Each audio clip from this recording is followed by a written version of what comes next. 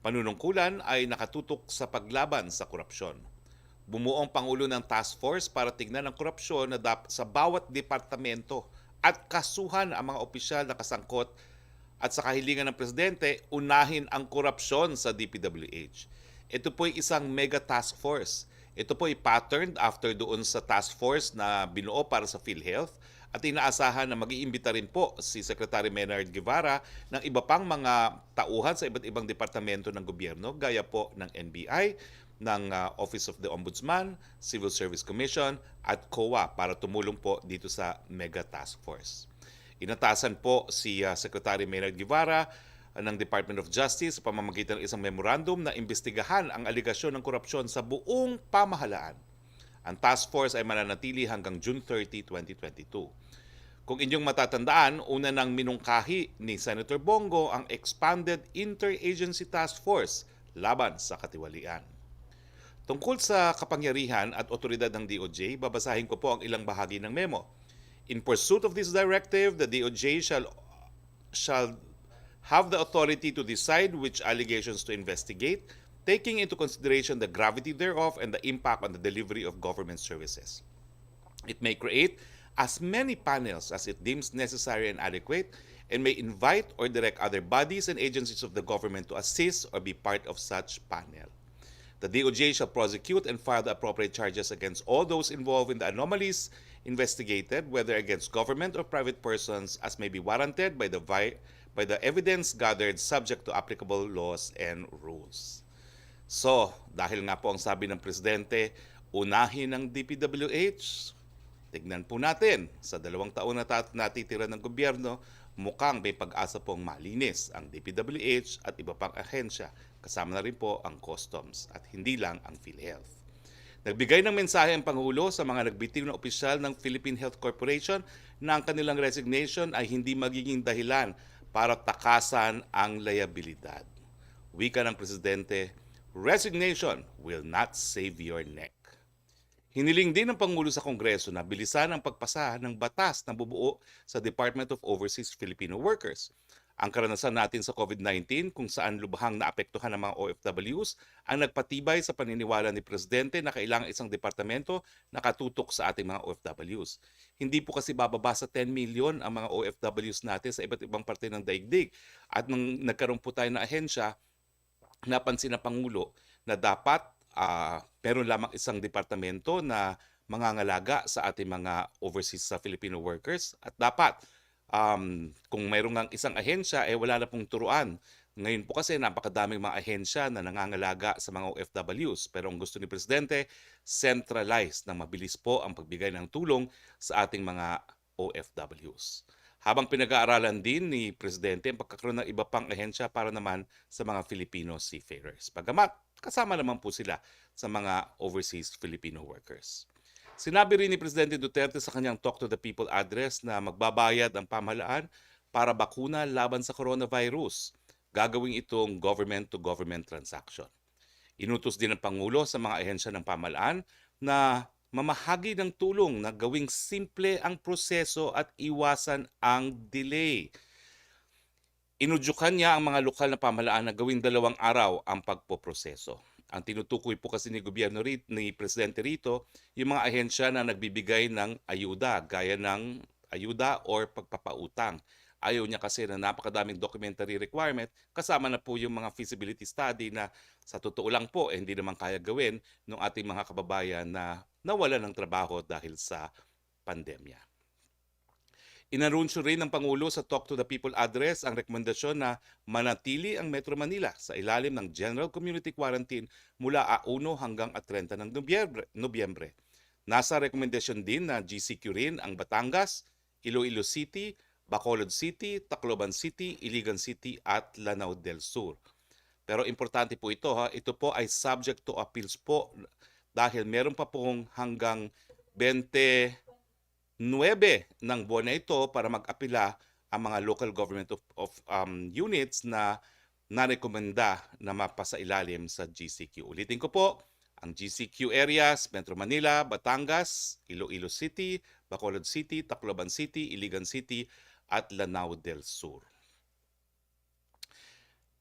At panghuli, hiling ng Pangulo ang isang tahimik na undas.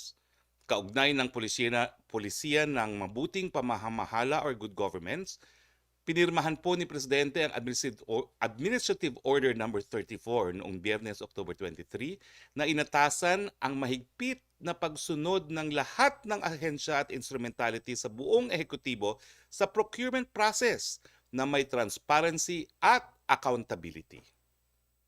COVID-19 update naman po tayo.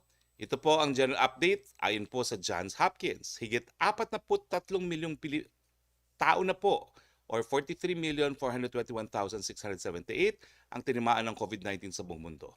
Meron na po tayong 1,158,321 katao naman ang binawi ng buhay dahil sa coronavirus.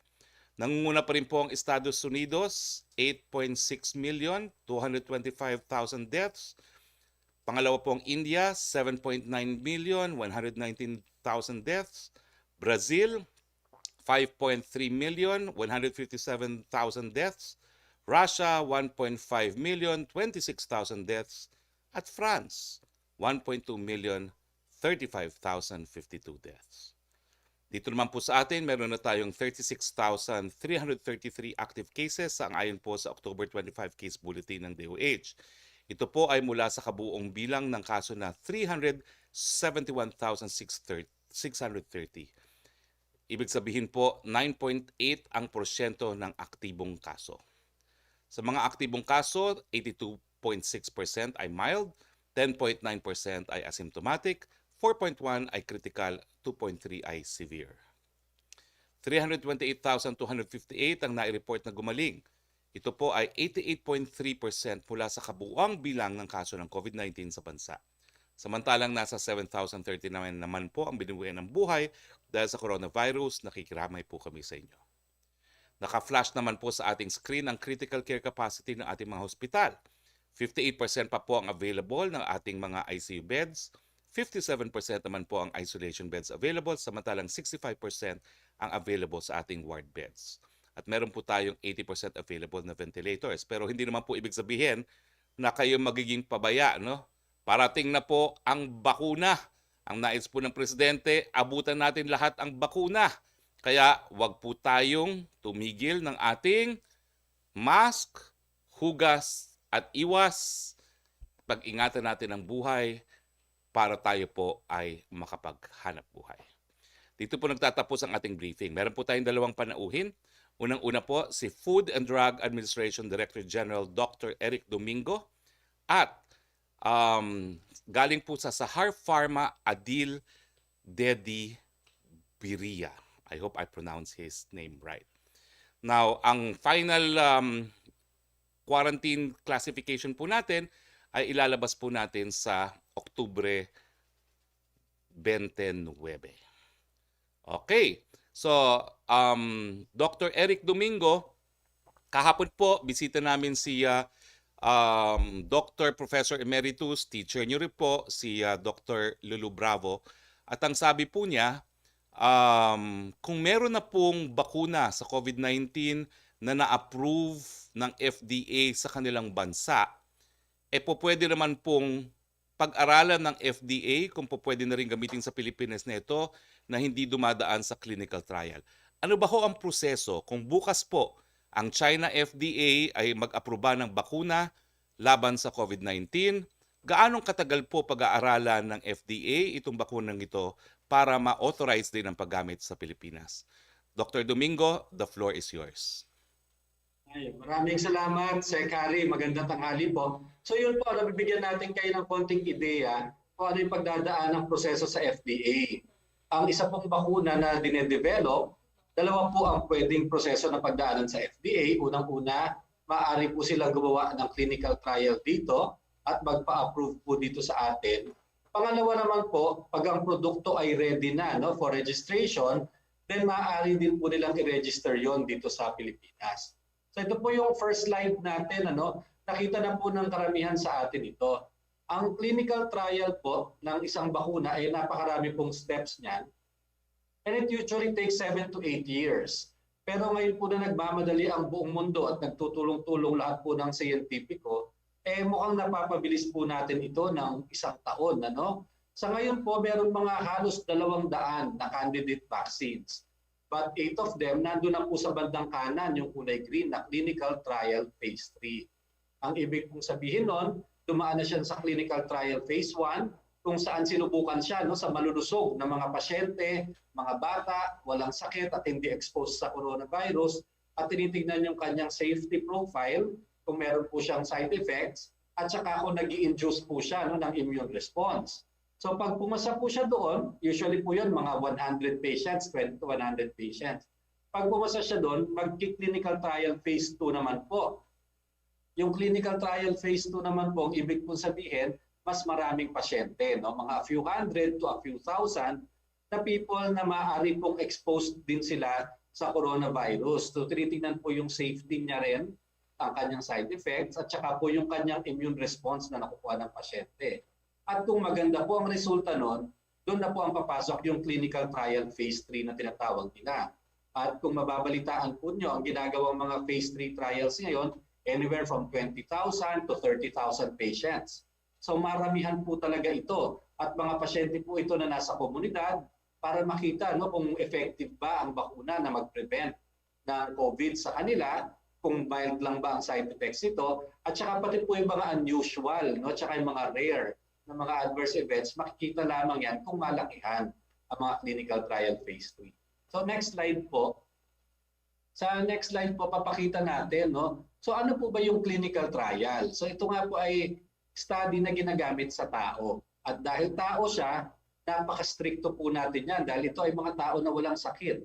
Pero papayag po sila, natuturukan sila ng isang bakuna na ini-investigate pa lamang para makatulong sila sa pag-develop ng vaccine na ito na gagamitin ng buong mundo. So ang tinitingnan po natin dito una ay safety and efficacy. So kailangan po sigurado tayo na ang isang bakuna ay safe. Ibig sabihin, mas malaki ang kanyang benefit kaysa po sa risk sa isang tao. At effective siya. It should be able to induce an immune reaction and protect you from the COVID-19 infection. Now, bakit po natin siya na-regulate? Regulate po kasi natin ito ng FDA dahil kailangan full ang protection ng human rights ng isang tao. Walang pwedeng pilitin sumali sa clinical trial. Lahat po ito voluntary. Hindi rin naman po silang pwedeng ma-entice ng bayad na malaki. Dahil kawawa naman, pag mahirap ka, sasali ka dahil kikita ka.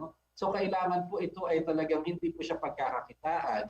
Pero at the same time, each and every patient who will join, kailangan po assured din tayo na kapag meron sa kanilang naramdaman, ay merong ospital na tatanggap sa kanila kung saan sila gagamutin at yung kumpanya ay gagastos sa kanilang pagkaka-ospital, and make sure po na walang masamang mangyayari sa kanila. At hindi po kahit sino ay pwedeng gumawa ng clinical trial. Who may do a clinical trial? Only a clinical research organization na meron pong license to operate sa FDA. So meron pong opisina yan. Kailangan po makikita po natin ang kanilang mga miyembro, mga nakapag-aral po ng pag-research. Kailangan po kumpleto sila ng kanilang pong background, yung kanilang pong curriculum vitae, makikita natin, and train sila on clinical research. So hindi po lahat ang pwede. At makikita po natin doon na babantayan po natin yan ng FDA at saka maaari po silang mag-apply sa atin. Next slide, please.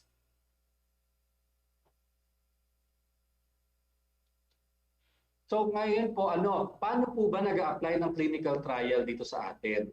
Ang common po natin na clinical trials ay FDA po talaga nag-a-apply. Pero dito po sa tinatawag natin COVID-19, dahil bago-bago po ito, naggawa po ang gobyerno ng sub-technical working group under the IATF na namamahala po sa vaccine development.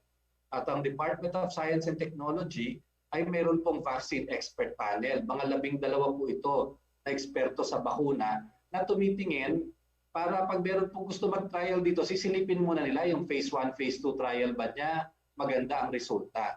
Pag na-assure po ng VEP at pumasa sa kanila, sa unang repaso nila, then ini-endorse na po nila yun sa FDA para sa aming regulatory review. So pag ngayon po, meron na silang isang na-endorse sa atin for regulatory review. At nag-submit na po yan ng application po kahapon nagbayad na rin po ng fee. At pag ganoon, meron po tayong 14 days ang FDA to do the regulatory review. So meron po kaming mga scientifico na titingin doon po sa kanyang protocol, no, o yung pong methodology ng ito pong study na to. Ang FDA naman po titingnan yung administrative documents tungkol sa vaccine na under investigation. Titingnan po natin ang safety at yung quality kung saan siya ginagawa. At meron din po tayo, of course, ethics board. Yung ethics board, titingnan din po to make sure na everything will be done ethically in consideration of the rights of each and every participant and ma-assure po yung kanilang safety. After that, after 2 weeks po, titingnan po natin, pagsasama-samahin natin lahat ng mga reports ng grupong iyan. Pagkatapos within 1 week po ay maglalabas ng desisyon ng FDA kung papayagan ang grupo na ito na ituloy ang kanilang clinical trial or hindi. Kapag naman po sila ay nag-clinical trial na napayagan na, kailangan po silang mag-upload sa isang clinical registry na online. Nakalagay po doon ang status na ina-update monthly, no? Kung ano po ang mangyayari sa study. Meron po silang progress reports na ginagawa po at sinasabit sa FDA. At syempre po yung safety reporting. Kailangan po nakikita natin kung magkakaroon ng safety concern. May pasyente na nagkaroon ng serious adverse event o kaya nakakita tayo ng possible na connected sa vaccine, then we have to investigate this and then decide kung tutuloy po ang clinical trial na to o hindi. Next slide, please. So ito po yung mga bawal, no? Kapag po merong clinical trial na nangyayari, bawal po na i-promote yung produkto. Hindi po pwede nilang sabihin na itong aming produkto na tinatrial sa Pilipinas ay sigurado po itong safe and effective. Dahil hindi pa nga po tayo sigurado, kaya pa po siya under clinical trial. So pag meron narinig po kayo, minsan may bali-balita, may nagbebenta daw po ng vaccines, ng mga clinical trial vaccines at pwede na daw magpapakuna. Kaya po sila under investigation dahil hindi pa po sigurado ang kanilang safety and efficacy. Hindi po maaaring ibenta yan, hindi maaaring i-promote, and they cannot commercially distribute it or hindi po pwedeng mag-test marketing ng isang investigational product, parang sampling, bawal din po yun. At kung ang kumpanya naman ay nakita na maganda ang resulta or pangit ang resulta ng kanilang clinical trial, kahit po dinistahin nila ito ng 6 na buwan, pero on 3 months pa lang, nakita na nila na maganda talaga itong produktong ito, hindi na po dapat nila pahabain pa, no? Ayusin na nila yung report at magparehistro na sila. At the same time, kung on the first, second month, nakita naman talaga maraming adverse event at pangit siya, wag na po kailangan ituloy. Kapag maaga pa makita na natin na may convincing po, no, na resulta, kailangan itigil na po ang isang clinical trial. Next slide po. Now ngayon po, kapag tapos na ang clinical trial, pwede na pong magparehistro ang isang vaccine. Ibig sabihin, hihingi na po sila ng marketing authorization. Hindi po lahat ng clinical trial ng vaccine ay mag-clinical trial dito sa Pilipinas. In the same way na hindi naman po lahat ng gamot na nandito binibenta sa atin ngayon ay nag-clinical trial dito sa atin or lahat ng vaccine for any other diseases, hindi naman po lahat ng vaccine or gamot ay nag-clinical trial sa lahat ng bansa. Pero kailangan may pakita lang na po nila na maaari din siyang gamitin dito sa atin. So sino po ba ang kailangang mag-register? All biological products that are to be used for immunization, both by the private sector and the government. Wala pong maaaring gamitin na bakuna sa Pilipinas na hindi po registered at approved ng FDA. Kahit po sa private siya or kahit sa gobyerno. Nasa sa batas po yun. Pangalawa, bakit po kailangan mag-register? Kasi kailangan po nating ma-evaluate ang isang produkto at kailangan po mabigyan natin siya ng tinatawag na Certificate of Product Registration para makita na talagang meron po siyang sertifikasyon na maaari po siyang ibenta din sa Pilipinas dahil nasuri na natin siya. At sino po ang maaaring mag-register? Hindi din naman po kahit sino ay maaaring mag-register ng gamot. No? Mga establishment lamang, halimbawa po manufacturer, importers, who are licensed by the FDA to operate, no, ng ganito, ng pag-import ng gamot at saka pag-distribute ng gamot or pag-manufacture ng gamot. Next slide po. So ito po, ang sinasabit po nila, tayo po ay sumusunod sa meron po tayong ASEAN harmonization. So meron tayong sa buong ASEAN, mga member countries, isa lang po ang isa lang yung kanyang format. We have a common technical document requirements, standard set by by the whole ASEAN, And then of course, yung local FDA, meron din tayong standards. Ang WHO po ngayon ay regular din po kami nakikipag-meeting sa kanila kasi magsiset tayo nga ng standards kung ano ang acceptable vaccine. For example, level of effectiveness ba? 70% ba dapat ang level niya o 60% o 50%? Ito po ba dapat ay itong minor lamang ang adverse reactions katulad ng lagnat o pananakit? So ito po ay ginagawa po ngayon natin katulong ng WHO at gagamitin po nating panuntunan yan no, sa pag-check ng mga applicants natin. Ang evaluation po, usually mga 45 to 60 days po yan.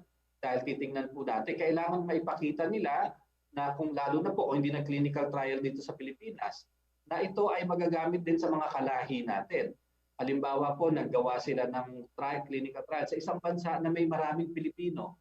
Kailangan pakita nila sa atin yung data galing sa mga Pilipino doon at makita na it works on people who are like us or Asians very similar to us at walang adverse effects. Kailangan din po mapakita dahil hindi po dito sa atin ginawa yung bakuna, no? Maaling galing sa Estados Unidos, sa UK, sa China, kailangan maipakita rin po yung stability ng produkto na dinala, ginawa doon, tapos dinala po dito sa Pilipinas kung saan medyo mas mainit ang panahon, mas humid, at saka may transit po yun. So kailangan ma-prove din po yung stability ng produkto pagdating po dito sa ating environmental conditions. No? And then, after that processing, pag-decide din po ang FDA kung bibigyan siya ng CPR o letter of disapproval. So hindi po lahat ng nag-a-apply ay na-approve.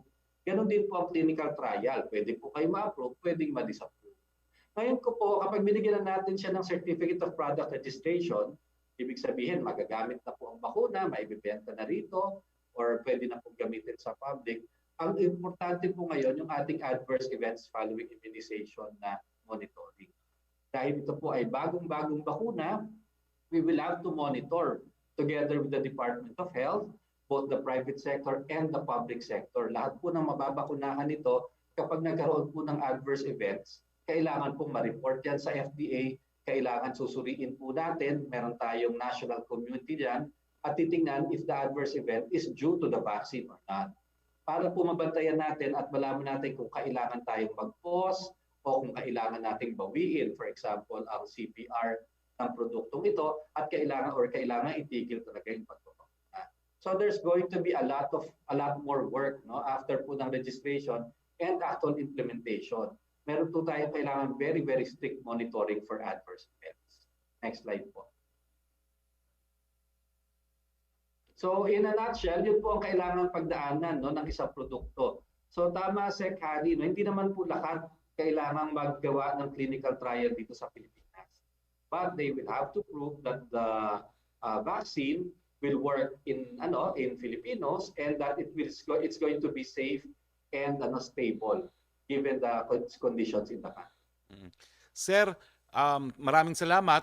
Pero nung kailan po naging panauhin namin si Ambassador Chito Santa Romana, ating ambassador to China, sabi niya anytime inaasahan nila na may isang bakuna na ma-approve ang Chinese FDA. Considering your processes po, how long will it take para ma-approve din po ng FDA natin dito sa Pilipinas ang emergency use noong ganong COVID vaccine na posible nang maaprubahan kahit anong oras na ngayon sa China? Ang requirement po talaga natin na kailangan approve siya sa home country. No? Kung kamukha nito na approve po sa kanila as an emergency use license, then they can apply with us. And then usually po kasi ang mga difficulty natin dyan, yung mga translation ng data at ipapakita po sa atin. Pero yun nga po, siguro ang natin mga 45 to 60 days ang ating processing. Except po kung talagang very compelling, no? Makikita natin na napakaganda talaga ng datos at lalo na kung makakuha po ng WHO pre-qualification. Yan pong mga bagay na yan ay nakakapagpabilis po ng mga pagproseso ng mga produkto dito po sa FDA. Okay. Maraming salamat po. No? So kung 45 to 60 days, may pag-asa pala na meron tayong ma-approve dito sa Pilipinas. Kung merong ma-approve nga sa China, gaya ng report ni Ambassador Santa Romana. Maraming salamat. Kasama rin po natin si Sahar Pharma Representative Mr. Adil Deji Biria. Alam niyo po, explain ko lang po, He was referred to us by Presidential Assistant on Entrepreneurship, Joey Concepcion, dahil kinakailangan po natin ng resource person kung anong mangyayari no, doon sa pagtransport ng bakuna na babayaran natin o ibibigay sa atin papunta rito sa Pilipinas. Ang problema po nito kasi, ang mga bakuna kinakailangan sub-zero temperature ang transportation. So kasama po natin ang ating kaibigan sa pribadong sektor. Sir, pwede bang i-detalye nyo sa amin kung ano yung mga hakbang na gagawin para maangkat natin ang isang aprobadong vaccine kung magkaroon na ng ganyang aprobadong vaccine? Sabihin po natin na manggagaling sa China. Ano po yung mga logistics na kinakailangan para makarating po dito sa Pilipinas? The floor is yours, sir. Hi, good afternoon, ladies and gentlemen. Thanks for having me here. So the challenges that we have right now are unprecedented because we've never had the need to be able to distribute a vaccine at this kind of a scale. As mentioned, there's a requirement for sub-zero temperatures, and these temperatures can go as cold as the coldest temperature in the Arctic, in the Antarctica, the coldest temperature in Antarctica. And doing this kind of distribution, our company has been in distribution of vaccines for decades now and pharmaceutical products. And from our experience, what we have developed is a network of distribution for vaccines from -2 to 8 degrees. But when these COVID vaccines come along, this is completely something that we have not experienced. And at this scale, whereby we are trying to vaccinate, let's say, 30 million of the population, there's a lot of complexities involved.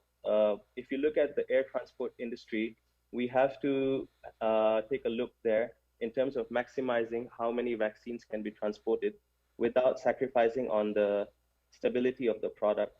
And of course, there is also the challenge on the last mile, whereby it has to be administered in time without, again, sacrificing on the potency of the product. So all these factors involved here, I think in the Philippines, we do have challenges that we need to overcome in terms of laying out the infrastructure for this kind of distribution.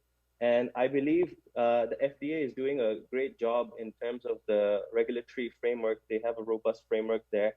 But in tandem with that, what we have to do is, as an industry, we all have to come together, including the government, the private sector, to really lay out this foundation for really low temperature storage and transport from one point to the other. I believe the other solutions the industry is looking at is kind of a fill and finish model, whereby the Philippines would import the vaccine in bulk, and then there will be a fill and finish facility. So that way, we are able to shorten the distance from production location to administration.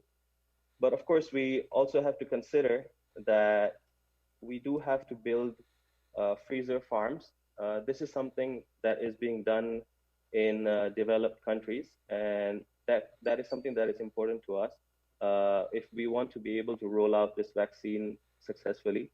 There are many candidates now, as mentioned as well previously, and all of them require different temperatures. But of course, we will have to cater for the different temperature requirements. So this infrastructure would have to be interoperable, and it has to be throughout the whole supply chain. At the moment, at the airport, for example, we have to fit them with receiving these kind of vaccines on a large scale as well.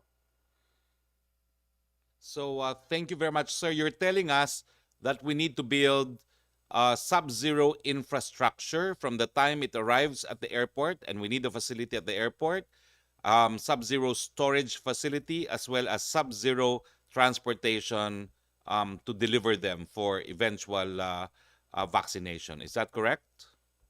That's correct. And we as a company are working on it. And in fact, we are looking to help our industry partners get on board as well. So we do have the foundation once the vaccine does roll out in the months ahead. So we are working on that. At the moment, our company is also very heavily involved in saliva testing and breath-based testing. So we're trying to stay ahead of the curve. We're trying to meet the need of the pandemic to make sure we bring all the technological solutions on time. And especially for this distribution of the vaccine at this kind of temperature, we are heavily looking into it. And we do hope we will have good news and a good model and a broad network to do this, along with the government units as well as our local industry partners. Mm. Dr. Domingo said that in case tomorrow, China FDA approves for emergency use a vaccine, it will take 40 to 65 days to approve it also here in the Philippines. 40 to 65 days, is that enough time for the industry, the private sector, and government to build this infrastructure for the vaccine? Yeah, so this, I think what would happen is it would be a progressive approach whereby we would be having certain existing capacity that we have that we can tap on, and then from there on out we can prioritize firstly on the people that need it the most, and then we can grow the administration rate after that in terms of how many doses are being given. So it will be a step-by-step approach, but at the moment I believe there isn't enough capacity to go full scale. Once the vaccine is approved. So we're looking at a timeline of the first quarter of next year for the industry to catch up and come together and build this full supply chain for cold storage and cold chain. Sir, we hope to invite you again, and perhaps in the next time, if we could ask you to do like a flow chart of sort so that the people will know the different steps now required in order to bring the vaccine to the people. Thank you very much. Please join us for our open Thank you so forum. much. Now we call on Yusek Roque now for our open forum, please. Yes, good afternoon, Secretary Roque. Question from Laila Salaveria of Inquirer. Why was there a need to issue the memo to DOJ to investigate allegations of corruption in the entire government when there is already the Office of the Ombudsman and the PACC? Well, I guess it's the president emphasizing no, that in the remaining 2 years of his term, he will give utmost priority to the fight against corruption. And of course, there is no prohibition, so it is allowed. And whether we like it or not, even if there is an Office of the Ombudsman, the biggest public prosecutor is still under the Department of Justice, no? Because the number of prosecutors that we have under the DOJ are simply probably 20 times more than the lawyers that they have at the Office of the Ombudsman. Second question, what can the DOJ do that the other anti-corruption agencies cannot do? Yun nga po, mas marami tayong piskal na po pwede mag-imbestiga at aasistihan po ng ang ating mga piskal ng kapulisan at ng NBI at ng yung ating opisino laban sa red tape, yung ating PA, yung Presidential Anti-Graft Commission. So marami pong aasiste at marami pong mga piskal na po pwede mag-conduct ng investigation kung ikukumpira po natin sa limitadong personnel ng Office of the Ombudsman. Is the President's directive to the DOJ a reflection of his lack of satisfaction with the efforts of other agencies that are supposed to address corruption? Hindi naman po siguro. Gusto lang talaga niya maiwang legacy na lininis niya ang gobyerno sa natitirang panahon ng kanyang termino. Thank you, Secretary. Thank you, Yusek. Punta tayo kay Joyce Balancho, please. Yes, Secretary, dun po sa utos ni Pangulong Duterte to investigate DPWH corruption, what is his timeline for this? Meron po ba siyang binigay na definite deadline to the mega task force that you mentioned para po magbigay ng report kay Pangulong Duterte? Yesterday po was the deadline. He wants it as soon as possible. Deadline po, sir, ng resulta ng investigation? That's what I'm saying. I'm speaking figuratively, of course. He wants it done yesterday, which means it has to be done at the soonest time possible. He wants to see them behind bars para magsilbi pong halimbawa na mabawasan nga ang korupsyon dyan sa mga ahensya gaya ng DPWH, Customs at iba pa. Alright, sir, si President Duterte, all praises kay DPWH Secretary Mark Villar will still be covered dito sa investigation ng DPWH kahit po nagpapahayag ng kumpiyansa ang Pangulo sa kanya. Well, wala pong dahilan para magduda sa integridad si Presidente kay Secretary Villar, a view which I share and everyone in the cabinet share. Alam mo, unfortunately talaga, may kinalaman din talaga yung abilidad ng tao para matukso ng korupsyon. Pero kung ganitong kayaman naman kasi yung secretary at alam natin na very well educated, educated in the best universities in the world, and meron ding untainted record as a public servant, having served as congressman also of Las Piñas, talaga naman pong he is beyond doubt, no? And is certainly above corruption in DPWH. So, ganyan po katindi ang tiwala ni Presidente, ang tiwala ko, at tiwala ng ibang gabinete kay Secretary Mark Villar. So just to be categorical about it, hindi na po siya sasakupin ng investigation ng Mega Task Force. Well, the President, of course, will leave it to the task force, pero ang opinion po ni Presidente ay malinaw, wala po namang bahid ng kahit anong korupsyon si Secretary Villar, which we all share in the cabinet. Sir, dun sa PhilHealth, nabanggit ni Pangulo, hindi na niya bubuwagin, no? Yung PhilHealth. Does this mean na siya'y kontento na sa performance ni bagong PhilHealth President Dan Tigueran sa paglilinis sa korupsyon?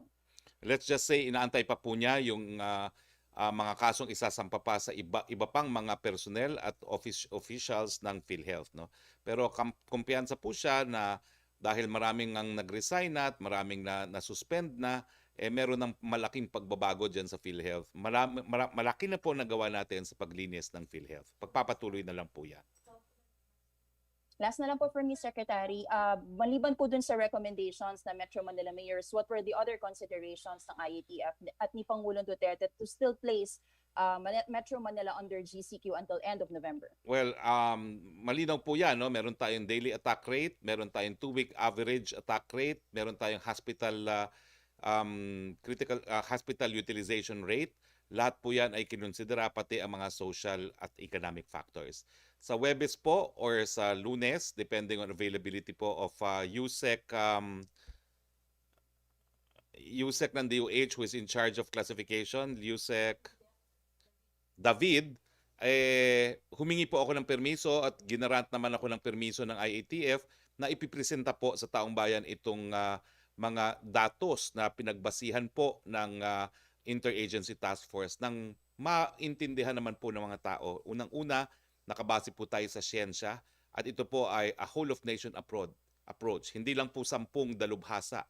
Siguro po hindi bababa sa 100 dalubhasa ang nagtutulong-tulong para magbigay itong rekomendasyon nito at ipakita sa inyo na hindi po umaasa ang gobyerno ni Presidente Duterte sa kahit sinong ibang mga dalubhasa para gumawa ng ganitong desisyon. So mabuting balita po yan, pinayagan ako ng IATF na i-share po ang datos natin sa publiko na naging basihan ng rekomendasyon kay Presidente, pero gagawin po natin ito matapos po magdesisyon ng ating Presidente. Thank you, Secretary. Thank you, Joyce. Punta na tayo kay Yusek Roque, please. Secretary, question from Sam Edenilla of Business Mirror. Ang una niyang tanong, na-approve na po kaya ni President Duterte ang and release of budget release for Bayanihan 2 for at least 4 agencies? If no, kailan daw po ito marirelease? Nako, mas mabuti pong ginawa ni Presidente. Binigyan niya po ng delegated authority si DBM Secretary Avisado para mag-approve na ng release. So hindi na po yan dadaan sa Office of the Executive Secretary. Alinsunod po dito, meron pong 7 departamento na marilisan ng pondo ngayon galing sa Bayanihan 2. Ito po ang DTI, 100 million for shared service facilities para sa Balik Probinsya Bagong Pag-asa Program. Ang NDRRMF, 5 billion for augmentation of the NDRRMM Fund. Ang DOLE, 8 billion para sa Adjustment Measures Program and tulong panghanap buhay para sa ating displaced and disadvantaged workers. DSWD, 6 billion for assistance to individuals in crisis situation and sustainable livelihood program.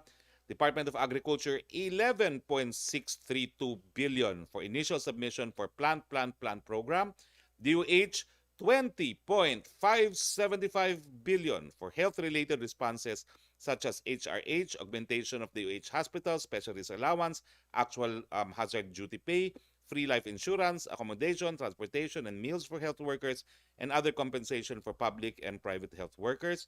DOLE, 5.1 billion para po sa AKAP. At nag-release na rin po ng 500 million para sa funding requirements under the Local Government Support Fund out of a total appropriation of 1.5 billion.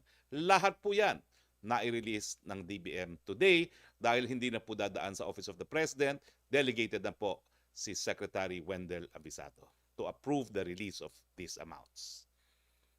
Second question po niya, nagkaroon na kaya ng decision ng IATF or si President Rodrigo Duterte regarding the proposed subsidy ng micro and small firms to help them pay the 13-month pay of their workers? Malinaw na po yan, pinag-aralan, wala pong pagkukunan ng subsidy. So ang ginawa na lang po natin, dahil mandatory naman po talaga ang pagbayad ng 13-month pay, pautangin natin yung kinakailangan mangutang para mabayaran ang 13th month pay. Ang na-identify na natin dyan, ang mga rural banks at saka yung small business corporation na meron pong 10 bilyon. 6 na bilyon po dyan para sa mga tourism-related industries, yung 4 billion para sa mga iba pang mga small and medium enterprises. So, aasistihan po natin ang hindi makabayad dahil talaga namang naghirap tayo dahil sa pandemya. Pautangin po natin sila ng sa ganon, lahat po tayo ay magkaroon ng Merry Christmas. Joseph Morong. Joseph Morong. Okay, kung wala pa si Joseph, si Trisha muna. Trisha Tirada. Hi, sir. Yun na pala si Joseph. Yes, Sorry, Joseph. nagka-problema yung signal. Napuyat Sir, yung ka sa kagabi, corruption no? lang, no? Napuyat ka kagabi, no? Oh, sir. Hindi, pati gumising na maaga. Anyway, sir, yung Yun sa ang pinakaayaw mo, corruption- no? Yung gising sa umaga, no? No, because we work late at night, sir. Okay, go ahead. Sir, first, yung sa corruption muna, no? Ang sabi ni Presidente is that, okay, he has a campaign promise of solving the corruption in 6 months. And then he said last night na parang, teka muna, mukhang hindi, walang nangyayari at lalong lumalala. So, sir, what made the President say this and what has been done or what has been in the last 4 years of his administration? Alam mo, sabihin na lang natin na using his own personal standards, hindi satisfied si Pangulo sa paglinis sa gobyerno. At alam nyo, naging congressman naman itong si ating Pangulo, naging mayor din. So pag sinabi niya may corruption sa DPWH, alam po niya ang sinasabi niya. No? It's really a systems problem, no? Na kinakailangan talagang tutukan. Nandyan po yung PhilHealth, no? Na at least sa administrasyon niya at ito ng mga kabalastugan naman sa PhilHealth, ilang presidente na rin ang dumaan dyan, no? At talagang yung mga sindikato dyan, napakalalim ng kanilang penetration. Ngayon po, isa-isa namang nawawala ng ugat yung mga mafia dyan, no? Yung mga malapit niyang mga kaibigan na merong whiff of corruption, sipa, tanggal, no? At kahit sino pa man sila, no? Tingin ko wala namang kaduda-duda na seryoso ang presidente. So ito po ay kumbaga leaving a legacy. At ang legacy niya talaga ay patunayan na kung talaga nang tututukan at gagamitin ng political will, talaga nang pong mababawasan ng korupsyon, bagamat aminado na tayo na hindi tuluyang mawawala ang korupsyon. Sir, address lang to those who may not, probably believe the sincerity of this campaign. Kasi what can be done in 2 years that was not done in the last 4 years of this administration. Ikaw naman, Joseph, 5% lang naman sila at kahit anong gawin ng presidente, hindi sila magiging satisfied. Hayaan na natin sila. They're entitled to their own opinion. Okay. Sir, yun pong sa vaccine, no? Right now, ang fact is, walang cold chain storage facility ang Pilipinas. And it seems that we have to build that infrastructure from the ground up. So how much will that cost the government? Because we need that just in case China is ready to give or to distribute their own vaccine kung sila yung mauna. So how much will that cost the government? And we do not have the cold chain storage facility as of now, correct? Well, perhaps our guests from the private sector can give us an estimate. And ito naman po ay shared cost ng private sector at ng gobyerno. Sir, can you give us an estimate kung magkano kakailanganin for the cold storage facilities for the entire nation? So, I mean, if we look at it on a unit basis, let's just talk about a freezer itself by itself. So a freezer that can store, let's say, 40,000 doses at -70 degree, for example, that goes for around 10 to 15,000 US dollar per a deep freezer, right? And if we are trying to build a freezer farm, for example, then we're looking at 500 or so freezers of such specification. And how this happens is that this is just the cost of the equipment, and then there's other cost, which is for the implementation and maintenance and so on. But I believe the most important part right now is that Philippines should procure the supply of these equipments before they run short, and then the prices will jack up naturally. So that's why I am here and I'm talking about this. So we are ready for this in advance, and not later when when the supply for these equipments is short, and then we'll have to pay a higher price for it. Sir, in your own private company, how much are you allotting for acquiring these cold storage facilities, and for how many dosage are you targeting? So at the moment, we are still in discussions with our partners as to the production capacity and the doses that we are bringing to the Philippines. And naturally, our scale will follow that. So there's no exact dollar or peso value that I have right now, but we're trying to maximize. So we'll be heavily invested in this, but there's no exact figures at the moment. We're still doing the mathematics for this. Sir, may pera tayo for that? Yes, pero naman po ang gobyerno. Hmm. Sir, konti lang kay Yusek Domingo and then one last for you later. Yusek Okay. Domingo, sir, paki-explain lang yung sa process, no, yung cold chain storage facility. So paano, bakit kailangan ng ganun? Para lang malaman ng ating mga kababayan, and he said, dapat ma-procure na bago pa man magkaagawan ulit dun sa equipments, no? Can you explain the procedure? Bakit kailangan malamig yung paglalagyan ng bakuna? At kaya ba natin, sir, itong magawa until before April? Kasi talaga ang bakuna po napaka-sensitive niya. No? Hindi siya parang gamot na tableta na maaring i-transport basta-basta lamang. Each and every vaccine, depende po kung alin ang bibilihin natin, meron siyang temperature na set kung saan maaari lamang siya mag-store. In fact, each and every box, for example, ng vaccine, meron niyang indicator, no, na mag-change yung kulay niyan kapag lumagpas siya doon sa temperature na set. At halimbawa po, nakalagay ang vaccine na ito ay 2 to 8 degrees lamang siya dapat. Kapag nalagay po yan sa lugar na 10 degrees, biglang mag-change po ang kulay niyan at yung buong lote na yon hindi na pwedeng gamitin. Itatapon na yon. No?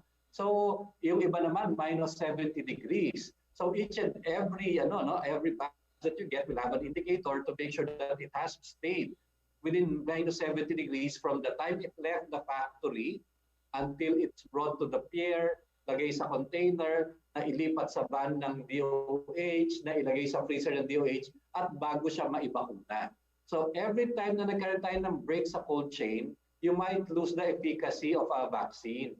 Kaya very, very important po talaga na nakaset up na ito. At ito naman talaga ang ginagawa ng DOH ngayon to make sure that the cold chain is ready. In case bumili na tayo ng vaccine, to make sure that it is not broken and the integrity of the vaccine is intact from the time of production until it is actually used.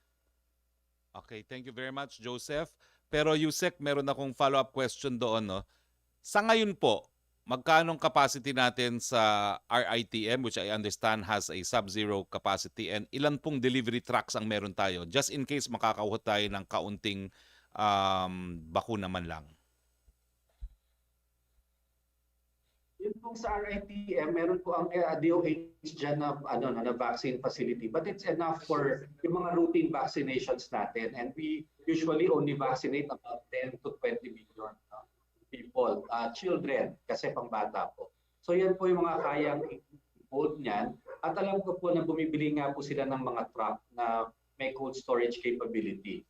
Pero sa ngayon po, wala pa po tayong nagre-rent po ang DOH every time na magta-transport po tayo ng mga ganitong mga bakuna. Pero alam ko po, nagpaplano na silang bumili para nga po din sa darating.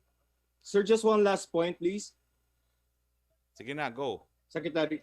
Sir, Go ahead. meron lang ako natanggap na letter, no? I'm sure makaka-relate ka din dito. Yung sa SSS pensioner, this is a letter from a 79-year-old pensioner na hindi pa natatanggap yung, they were promised, she said, na 3,000 pension from the government, from President Duterte, pero natatanggap nila is 1,000.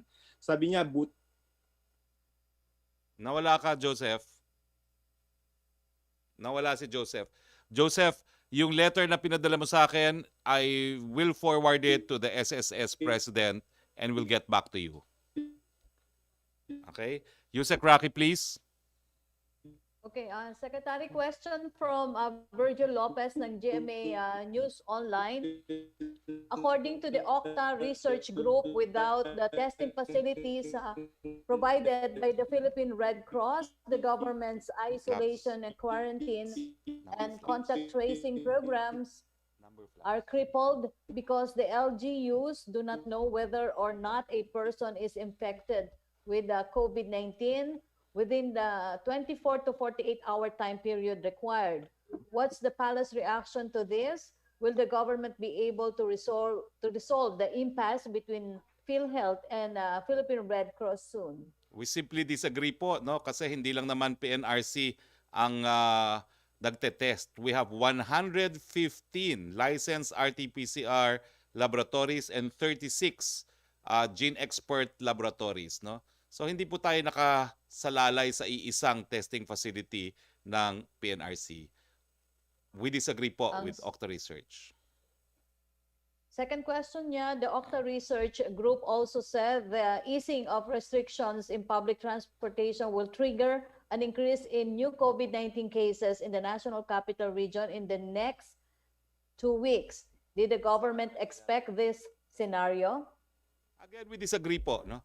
Tingin ko po, epektibo po yung ating communication na si Presidente nang humingi sa lahat na mag-mask, maghugas at mag-iwas. At dyan naman po makikita ang galing ng Pilipino. Alam po nila na kinakailangan pag-ingatan ng kanilang buhay para sila po ay makapaghanap buhay. Again, we disagree with the research group.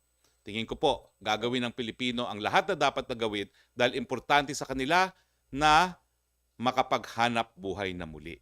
Pero papaalalahanan ko lang po sila ha, yung mga dablubhasa po na nagrekomenda na bawasan ng social distancing, puro doktor po ito magagaling. Yung mga Dr. Cabral, mga Dr. Dairit, Dr. Mengita Padilla, and I'm sorry, no? Itong mga doktor po ito ay respetado. Hindi ko po alam kung sino yung doktor ng Octa Group, no? Ang sabi po nila, hindi naman dapat tumaas, miski bawasan ng spacing sa public transportation, basta susunod po sa 7 commandments. Ulitin ko po, anong 7 commandments? Kinakailangan may face mask, kinakailangan may face shield, kinakailangan no talking and no eating. Nako, bawal pala akong kumain at magsalita, no? Kinakailangan may adequate ventilation, kinakailangan frequent and proper disinfection, dapat walang asymptomatic passenger, at yung every other seat ay iobserbahan. Ito naman po ay base rin sa siyensya, no, na diniscuss po sa IATF ni Dr. Manolet Dairit, and I'm sorry, I believe them po. Trish Terada, please. Hi, good afternoon, Secretary. Sir, yung related question po doon sa Philippine Red Cross, because yesterday you mentioned that the DOH is already talking to 8 private laboratories while Red Cross suspended its PhilHealth-funded testing. So si Senator Gordon po is saying na parang he has this impression na tinatakot daw sila when in fact, hindi naman daw sila negosyo, service-oriented po sila. And he shares kahit daw po gipit sila, they even reached out and did tests in Fabella. Kumbaga the point is, they're demanding for payment so they can continue their operations. Hindi raw po puro pangako lang. Sir, how would you wish to respond to this? Wala po kaming tinatakot, but we have 115 PCR test facilities and 35 gene expert machines po. Kaya nga po natin in-improve ang ating testing capacity nang hindi tayo nakasalalay sa isang organisasyon lamang. Sa akin po, kung talagang hindi natin mapipilit ang PRC na bumalik, maski ang offer po ngayon ay 50% na babayaran, wala po tayong magagawa. Kinakailangan humanap po ng mga alternatibo. At yun lang naman pong ginagawa natin. Gumagawa tayo ng hakbang para tuluyan nating maasistihan ang ating mga kababayan. Wala po yung mga pananakot. Now, bukod pa po doon, yun nga po, no, yung 8 na nakikipag-usap na tayo mga pribadong mga laboratorio. Alam niyo ko naman po kasi, dahil sa mga pribado, negosyo po yan. Can you imagine po, kung ikaw ay negosyante, makakapasok ka sa airport, magkakaroon ka ng pagkakataon na i-test ang PCR test na dati-rate exclusive sa PNRC. So, of course, nag-uunahan po yung mga pribadong laboratorio na yan. Ang ating hinihingi lamang, dahil babayaran naman ito ng PhilHealth, dapat yung same rate na sinisingil ng PRC. Pero kakausapin po namin ngayon yung mga mas mababang sinisingil yung NKTI, Philippine Children's Hospital, Lung Center at Perpetual Health, baka dapat sila yung unang manguna sa airport at sa pantalan na mas mababa pa nga ang pupwedeng bayaran ng ating mga kababayan. 1,750 hanggang 2,000 lang po ang sinisingil ng mga testing labs na ito. Secretary, sinasabi po ng PRC na apparently kompleto na po sila with all the documents, the auditing requirements. It's just that nagbabago-bago daw po yung kontrata. May chance po ba na mabayaran fully itong PRC? Yan And po yung for them to go opinion back ng ang opinion po ng DOJ. They cannot make an opinion dahil nakabase po yan sa submission ng requirements at saka compliance with audit procedures. Sir, Ang on pakiusap lang naman po topic, natin is garantyado na ng presidente na babayaran 100%. Ibibigay na ang 50%. Bakit naman hindi pa ituloy nga ang testing? Sir, on another topic, may timeline po bang tinitignan si Pangulo doon sa creation ng Department of OFW? I understand he said soon, but opo. is he eyeing kung first quarter of next year? Sa lalong mabilis na panahon po, gusto ni Presidenteng mabuo yung departamento na yan at sigurado naman po ako na dahil dito, isa-certify as urgent yan ng mas mapabilis po ang pagpasa niyan bilang isang batas. Thank you, Secretary. Salamat po. Yusek Roque, please. Secretary, question from Maricel Halili of TV5. Why is it necessary to direct DOJ to investigate corruption in the entire government given that the Ombudsman and other government agencies like PACC are already doing the job? Nasagot ko na po yan. Mas marami pong mga tauhang gobyerno na nakatutok sa korupsyon, mas mabuti. Second question niya, what's the assurance that there won't be an overlap on the mandate of the DOJ task force and other government agencies like PACC in the fight against corruption? How will the job of DOJ task force differ from other government agencies? Itong mega task force po, iimbitahin po ang PACC, ang mga constitutional bodies kung gusto nilang sumapi, gaya ng kanilang partisipasyon doon sa task force PhilHealth. No? So wala naman po yan magiging overlap. Unang-una, mayroon pong MOA sa panig po ng Ombudsman at ng DOJ, no? Na po pwede naman po mag-imbestiga rin ang DOJ pagdating po sa mga kaso sa paglabag ng Anti-Corrupt and Graft Practices Act. Question from Rose Novenario of Hataw. Ano daw po ang magiging papel ng PACC ngayong inatasan na ni Pangulong Duterte ang DOJ para magsiyasat sa korupsyon sa lahat ng ahensya ng gobyerno? Hindi ba siya kontento sa performance ng PACC? Again po, fact-finding po ang PACC, makikipag-ugnayan po siya at sigurado po ako, kabahagi ang PACC nitong mega task force na ito. Okay, punta naman tayo kay MJ Blanca Flor ng Daily Tribune, please. MJ? Good afternoon, Secretary. Good afternoon. Related question po ito tungkol dun sa multi-agency task force. Kasi po you mentioned about leaving a legacy. So people are probably wondering why did the president instruct the multi-agency task force only now? Bakit po hindi yung mga naunang years ng kanyang administration? Well, kasi nga po, number one, yung gravity ng problema at pangalawa, yung karanasan natin sa Task Force PhilHealth na naging epektibo po kapag nagtutulong-tulungan ang iba't ibang sangay ng gobyerno. Hindi lang po sa ekotibo, kasama na po yung mga constitutional bodies, kagaya po ng Ombudsman, COA at ng Civil Service Commission. And follow-up lang po, mangangailangan po ba ng separate budget itong task force na ito? Lahat naman po yan ay nasa budget na po ng mga ekotibo, no? Ulitin ko po, yung mga constitutional bodies, they're just invited at nakikipagtulungan naman po sila. But of course, we respect their independence as found and provided for in our Constitution.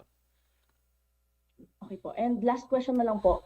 The Congress po kasi is urging the Senate to fast-track the creation of, to pass the proposed measure creating the Department of Disaster Resilience.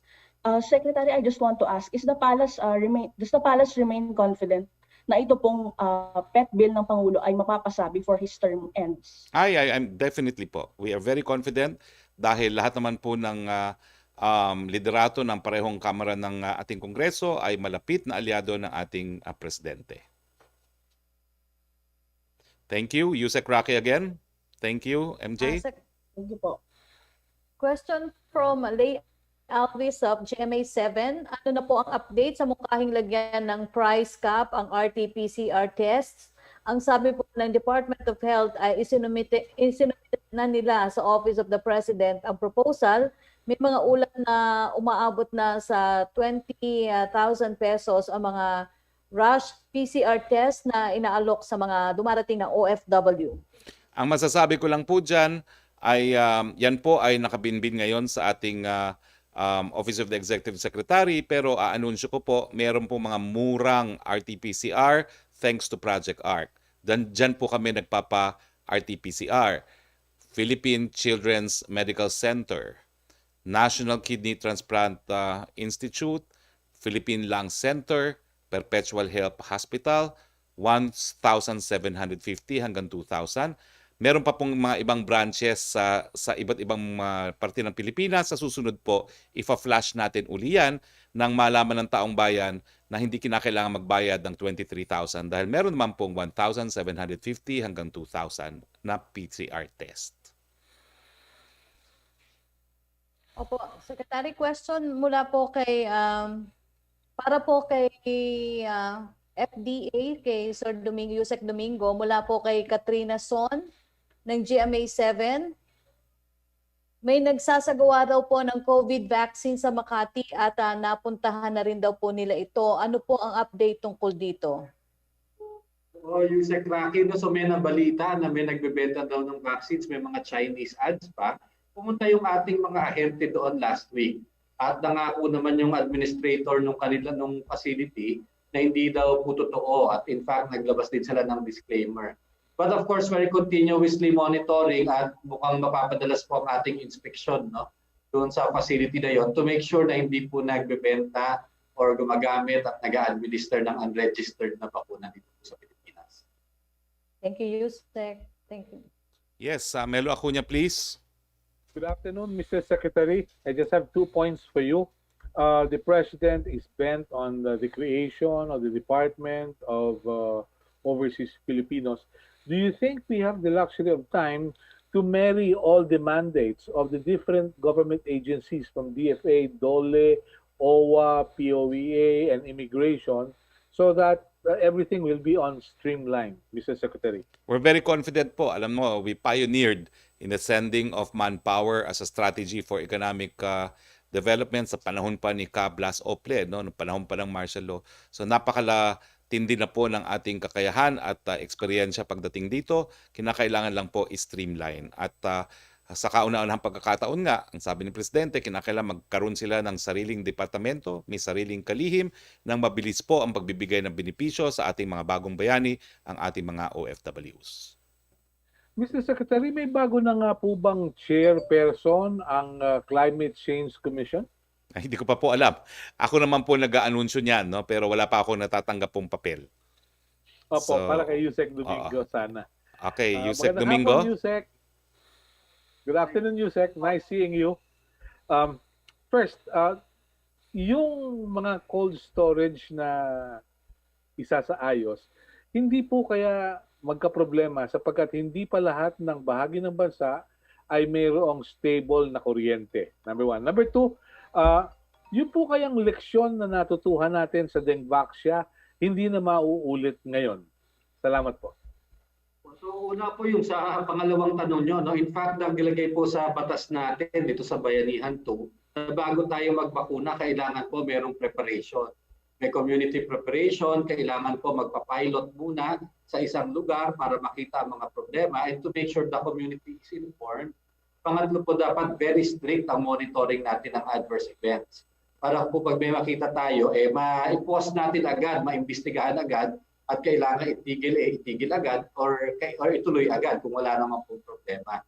So yun po, sa batas po sa Bayanihan 2 nakalagay mga safeguards natin to make sure that once we launch a new vaccination program, this is a new vaccine, na lahat po ng safeguards ay nandoon. Yun naman pong sa cold chain, Totoo po yun, napaka-challenging po talaga ng cold chains, lalo na po depende kung ano ang bakunang mabibili natin at kung anong temperature siya kailangan. Karamihan naman po ng mga transport vehicles ay ano po yan, mga self-contained naman, no? Meron po siya para power generator. Pero ang problema po talaga sa lugar na malayo. Kailangan po, aside from that, meron pa pong portable na mga, yung po dinadala po ng mga barangay health worker, no? Para maliliit na freezer to make sure na ma-maintain siya. Kasi pag bumaba po ang temperature, umiiksi po yung shelf life ng vaccine. No?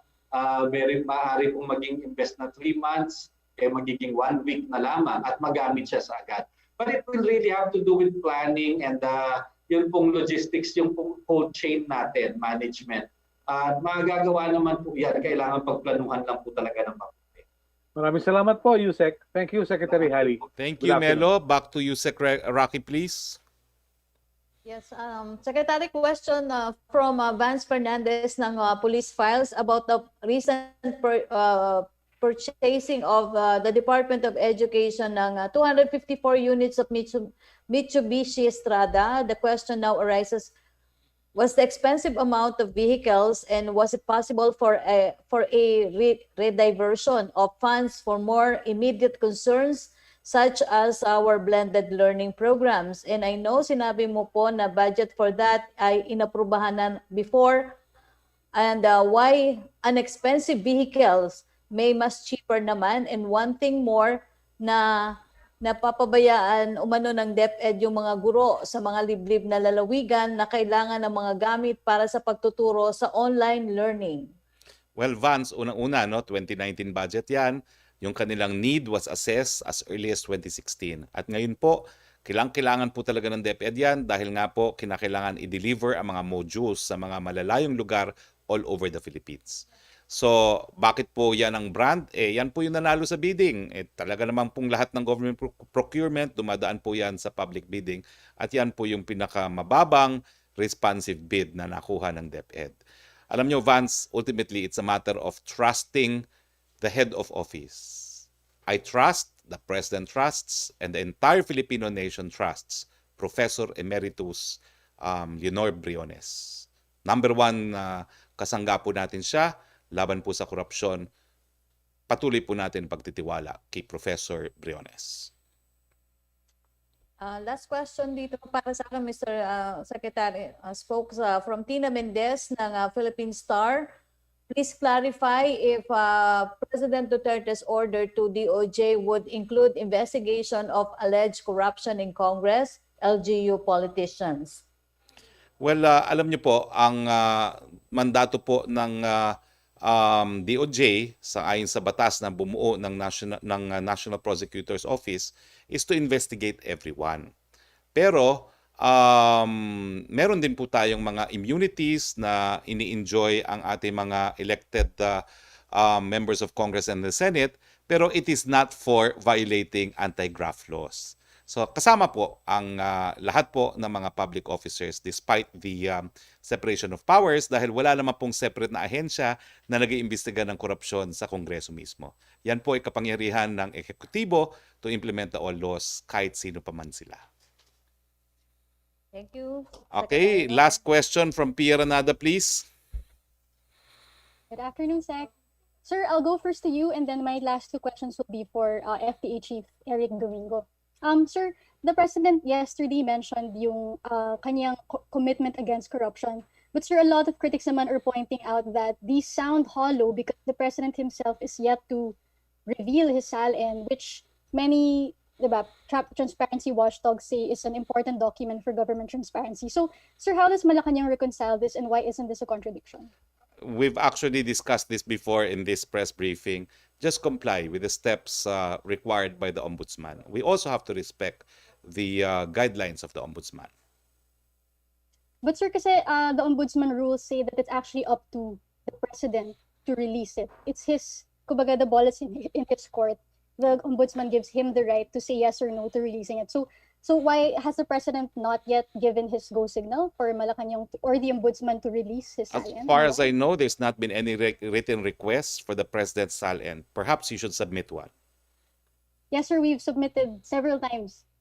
But they always tell us the ombudsman is to issue the SALN. But the ombudsman naman says wala pang go signal for Malacanang. Well, I haven't seen any of your written communication, no? But again, our answer is it's a constitutional body. Let's respect guidelines issued by that office. But sir, why the change in policy? Because in the previous 30 years, every president except for Duterte has issued their SALN. Well, I do not know that we have changed policies. It is the ombudsman that has changed the policy of who and under what circumstance anyone can ask for these SALNs. Okay, sige. Going on to FDA Chief Eric Domingo, if it's okay. Yes, please. One question more. Yusek, one question lang. Sir, Go ahead. but sir, the first question on Sputnik V, sir, the Gamaleya Institute has supposedly given a CDA as early as August 25. It's now 2 months. Sir, have there been any problems encountered by the vaccine expert panel? Did they have to request for additional documents? And basically, what's the status, sir, of Sputnik V? Yeah, from the last meeting with the vaccine expert panel, they're still getting more information.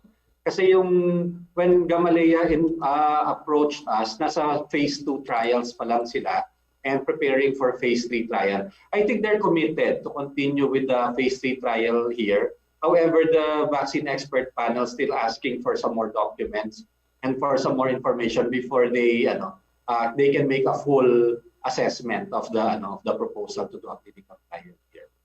So, sir, the information given initially was incomplete. Can we just get an idea of what kind of additional information the experts want from Gamaleya? Usually, kasi the vaccine expert panel looks at the phase 1 and phase 2 clinical trial results. So baka hindi pa completed yung mga phase 2 clinical trial. This is my my assumption is that they're waiting for more details on clinical trial results than previous to the clinical trial phase 3. Kung meron pang hinihintay na, hindi ko eksakto alam kung anong documents yun. But I'm sure it has to do with the phase 1 and phase 2 trials. Is it correct, sir, to say that the Sputnik V assessment by the government is delayed? No, I don't think it's delayed because the vaccine expert panel actually works quite quickly. No, once all documents are complete, they can do an assessment in 1 week. Because I've seen it with the other applicants. So they're just waiting for more information to make a complete assessment. All right, thank you, sir. Thank you, Pia. Great hairdo. Please stay in the news profession. Don't enter showbiz. Okay? Kung wala na pong tanong, I'd like to thank our guests, Dr. Domingo and Mr. Adhil. Thank you very much. I hope, Mr. Adhil, we can ask you again to be our guest with the flowchart para maintindihan po talaga ng taong bayan kung ano yung logistics involved. Thank you to the men and women of the Malacanang Press Corps as usual. Inaayos na po natin yung live, remote press briefing natin with the President. And thank you, of course, to Yusek Roque. Thank you, everyone, for joining us in today's press briefing. Until Thursday, where we will be conducting our press briefing in Panglao, Bohol. Ito po ang inyong spokeshari Roque nagsasabi, Philippines, konting tulog na lang, we will heal as